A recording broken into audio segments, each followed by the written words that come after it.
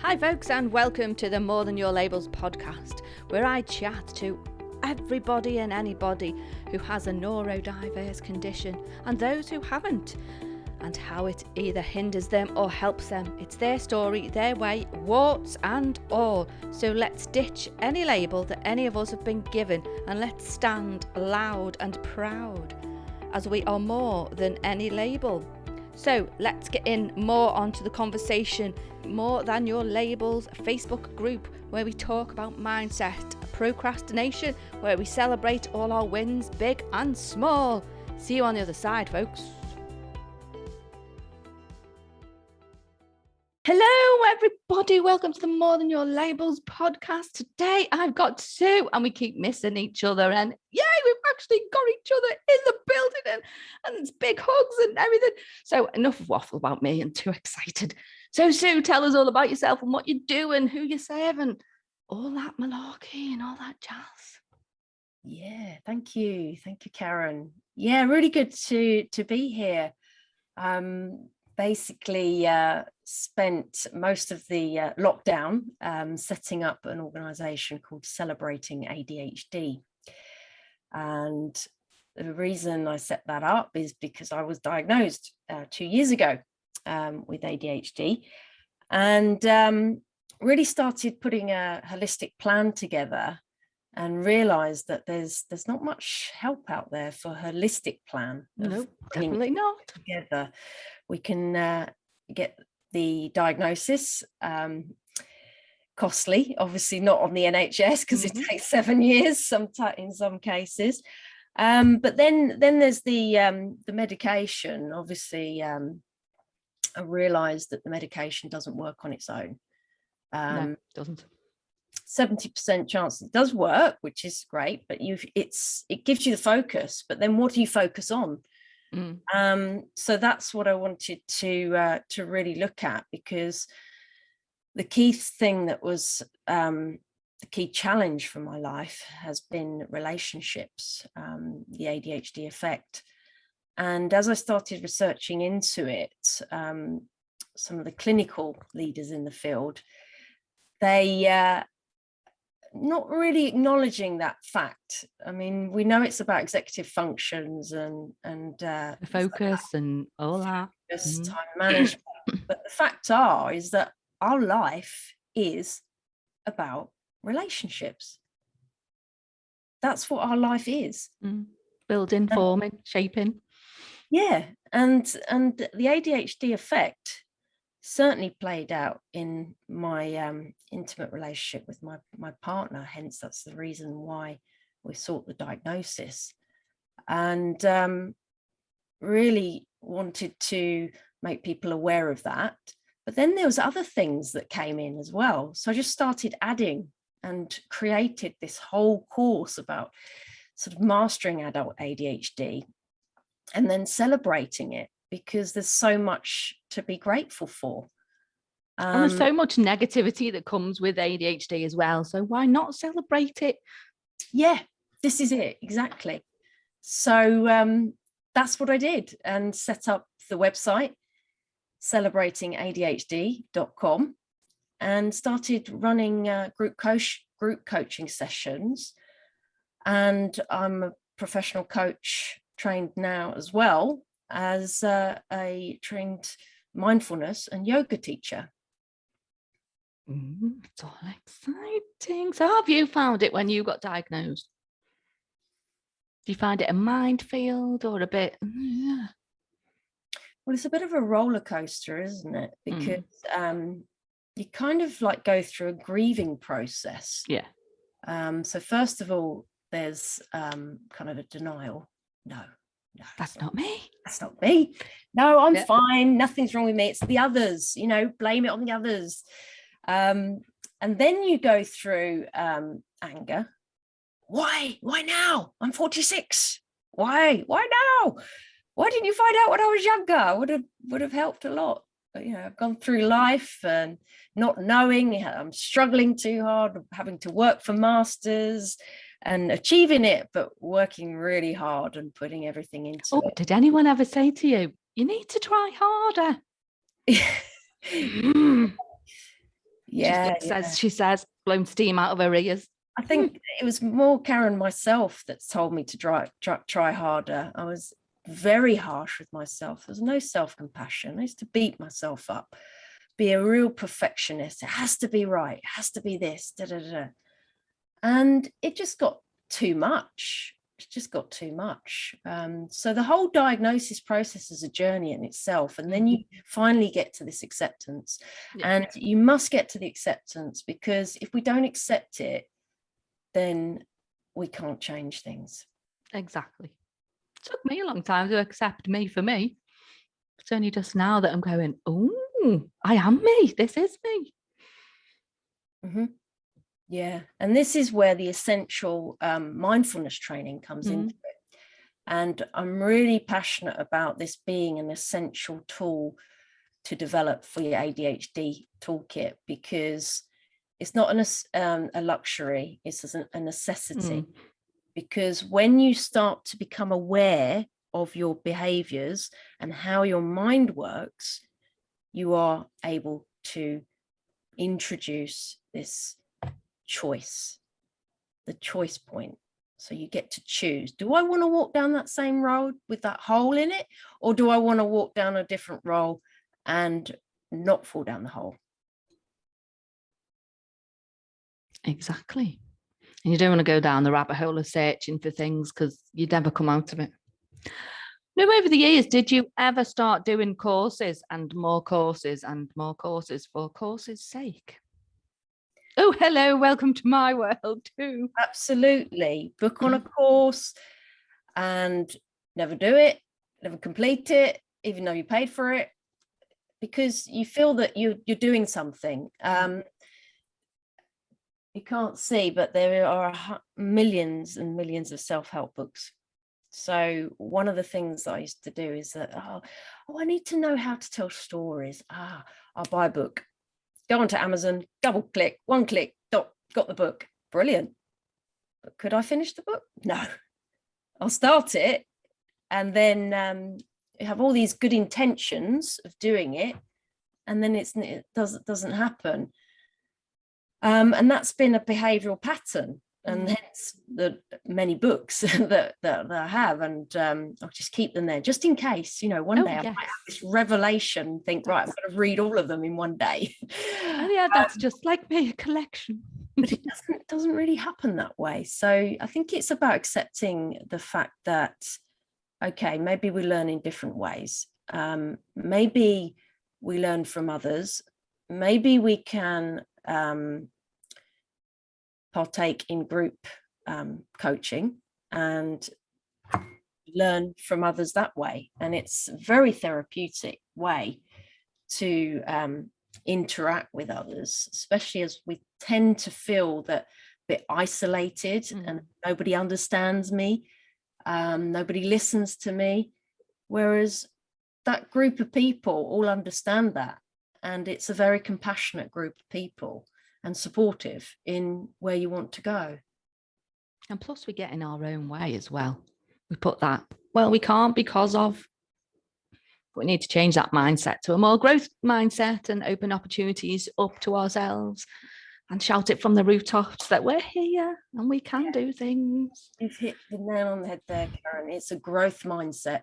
We have to get out of the victim mindset. Oh yeah, definitely. Not take you anywhere. Growth mindset. You have to accept responsibility. You have to face that nobody's coming. Nobody's coming to help you. It's up to you to take charge.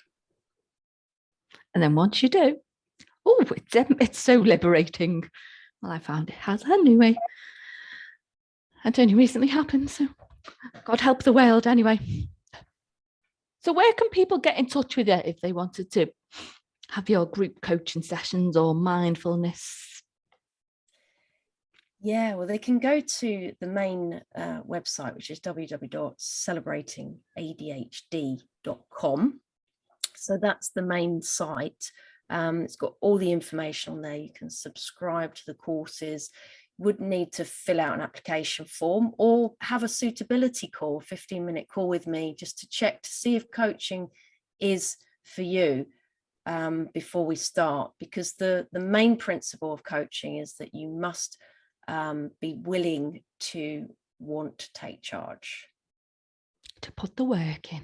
Yeah, to put the work in. And in terms of mindfulness, you can actually go to another site that I've set up called Satori. So it's satori-yoga.co.uk. And on that site, you can subscribe to meditations, which are every weekday at 8 o'clock on love and kindness, and yoga sessions as well. There's lots of video recordings, there's lots of live sessions, and all with the goal to increase the skill of mindfulness.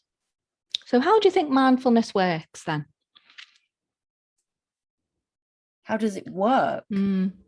For those with an active mind like mine.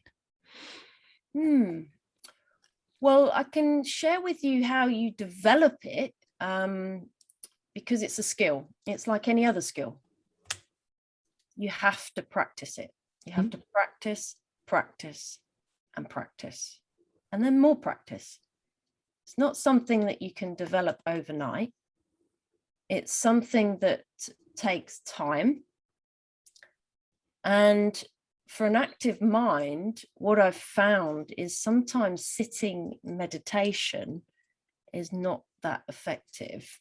So for people with ADHD, I would suggest to start with walking meditation, because walking meditation is a little bit more involved because you're moving the body, or any kind of yoga as well. Sounds fascinating. It's only because I've started doing some mindful meditation, but it allows me just to sit and take stock for them, whether it's 2 minutes, 3 minutes. It started at 1 minute and I've got it to 3 now. So yeah, it's working and it works. Start. That's exactly right. It's just to start small, not to set yourself an unrealistic task and then you get fed up and give up. It's 1 minute, start with 1 minute, then increase it for the next week, 2 minutes, and 3 minutes, and so on. It's just having that time to just sit and be. Yeah, you're just sitting with the mind. That's what it is. But then you become letting things flow in and flow out and not doing anything and just letting it do it. Yeah, you become an observer to what's going on. But what I would suggest for beginners is to definitely do a guided meditation to start with. And the one that I've found most effective is the love and kindness meditation, because you start with yourself and you give compassion to yourself, and then you give compassion to others. So it improves communication with yourself and with others, and connection.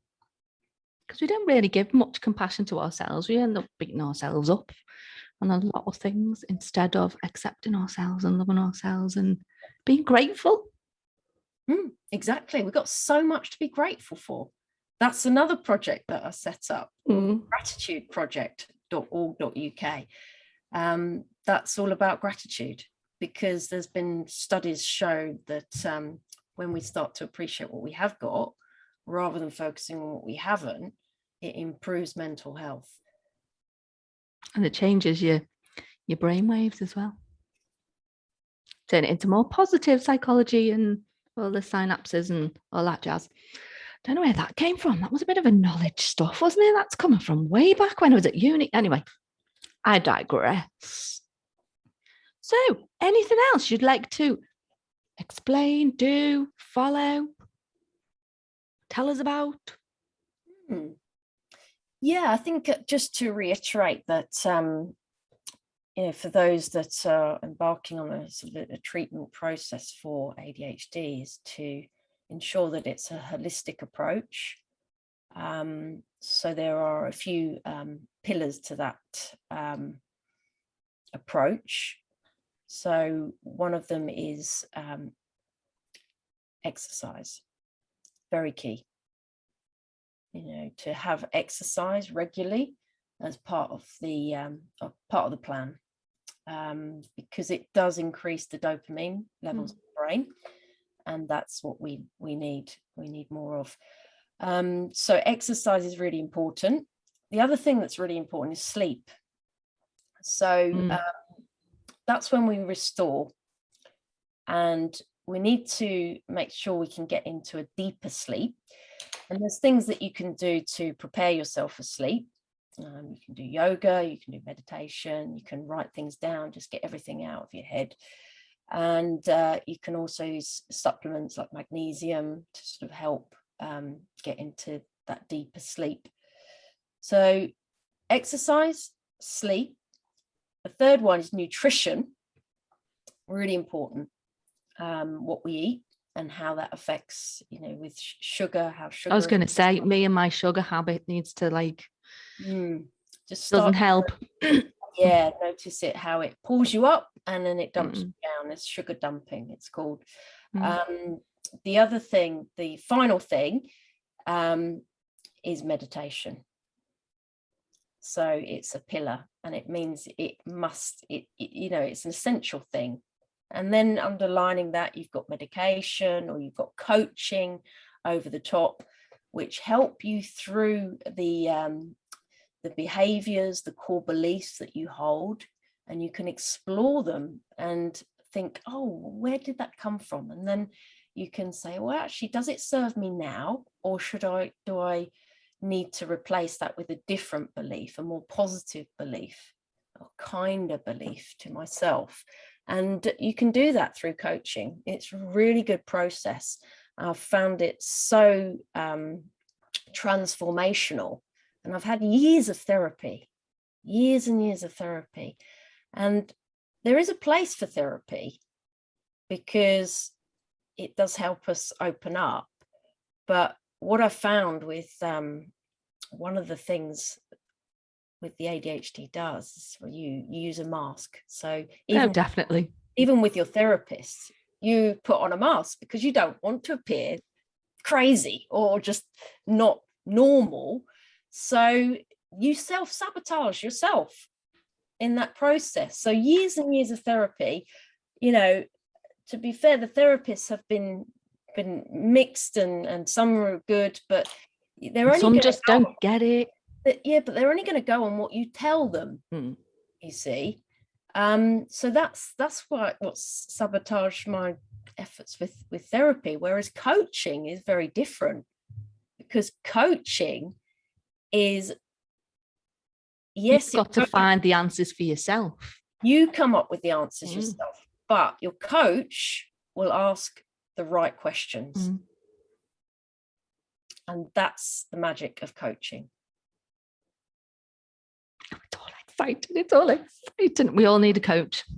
We all need everything in our lives. Lots of money, lots of coaching, and what else? Yeah, no, that's the other thing with the money side of things. Because when I looked into coaching, it was quite expensive, and I thought, wow, I had a great session with this guy. He was brilliant.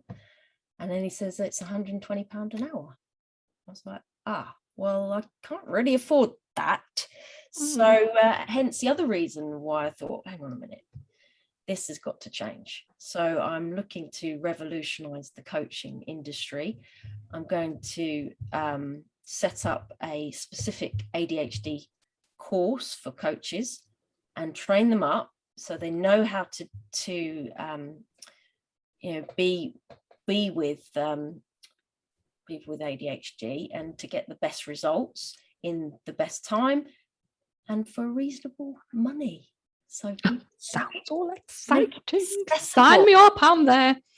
Okay, so even like with what I'm doing now, the group coaching, it's very, very reasonable in terms of the costs. You can go on the website and have a look. But also when you sign up to the tribe member area, which is a resource that I've set up, and it's £15 a month. And for that, you get access to all the resources, all the templates that are for each of the 12 modules. You also get a discount on one-to-one coaching as well. So it's worth checking out, because it's about making it accessible. It's about celebrating the life that we have. And just jump in and get on with it, because life is short. Oh, too right it is. I've decided that when I'm nearly hitting 50. Yeah, exactly. And the other thing is Dr. Russell Barkley's new research, who's the leader in the field of ADHD research. He says that if it goes undiagnosed, you will take 13 years off your life. So everyone needs to get a diagnosis, but they don't need the labels that are attached to it, and they need to celebrate it. It's the meaning that you attach to it. Yeah, exactly. Come to the Celebrating ADHD course. We'll reframe it, the whole meaning, and you'll start to see the gifts that you really have, and start giving those to yourself and to the rest of the world. And you'll feel happier by doing that. Oh, it sounds all exciting.